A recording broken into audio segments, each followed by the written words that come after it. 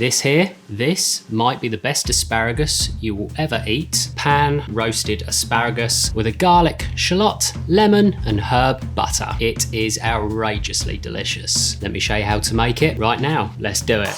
Okay guys, so the first step for this recipe, we're going to make our butter. We're using herbs, lemon, garlic, some shallot. This stuff is going to be incredible. First thing, we want a shallot. So very simply, off with both ends. Chop the shallot in half, and we just want to remove the skin. So very roughly, chop that up. So that there is probably about as much as we need. Next up, we want the garlic. Remove the skin. And for the amount of butter we're making, I'm gonna say 3 cloves. These are good sized cloves as well, so you can use a few more or a few less depending on the size of the garlic you have. Also, this is not an exact recipe. It is very adjustable. You can use more or less garlic, more or less lemon, herbs, adjust it to your taste. So again, as with the shallot, roughly chop it just to kind of help the blender along a little bit. Righty-ho, so that is our garlic and our shallot. So next you want to take the butter.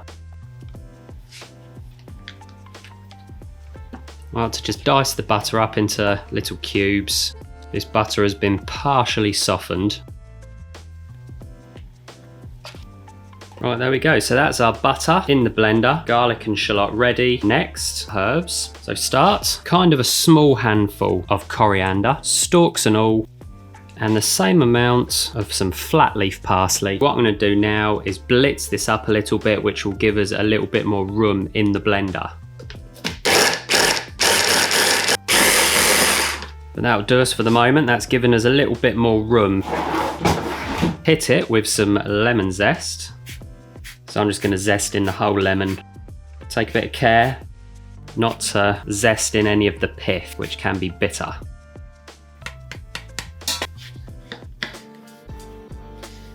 I'm going to take a couple of little slices of the lemon and I'm going to add a nice squeeze. This butter is going to be so vibrant. Time for another herby addition. We're going to add our chive. Just tear that in there a little bit more. I'm just going to give it a little hit of salt, touch of black pepper. We can get in there now with some of our garlic and shallot, and we'll give it another little blitzing up.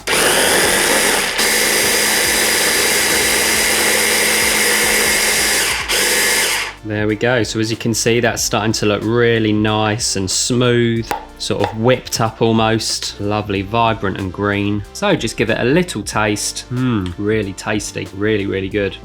You can store this in some kind of container. You can wrap it in cling film, set it again in the fridge, and then you've basically got your own butter. But for me, I'm going to be using this with the asparagus. So all I'm going to do is basically just pop this into a container here. I'm going to be getting through the majority of this today with this and with something else I'm going to cook later on. So in the container, flatten it out as best I can. It will chill quite quickly. There we have it. That is our delicious butter. So this is now going into a fridge where it's going to chill out for maybe an hour, a couple of hours, just so it sets again and it'll be ready to use. Some of our remaining parsley, same amount of our remaining coriander, some of our chives, and I'd just like to gently bring that together into a little neat little ball. Bring that together again. So there we go, a nice fine dice, and then these are going to be a nice little garnish for the asparagus. Although we've got the herb butter, it's nice just to also have a little bit of fresh herb in there. There we go, our herbs to garnish are ready. So we'll be using these to finish off our asparagus. I just wanted to quickly show you this incredible asparagus.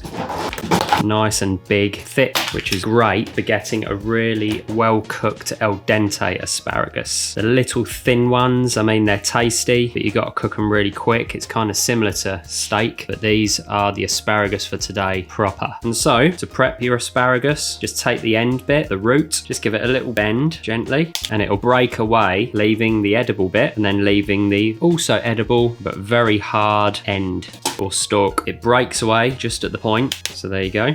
Very convenient. Mother Nature has done it all for us. Helps us with our prep. There we go.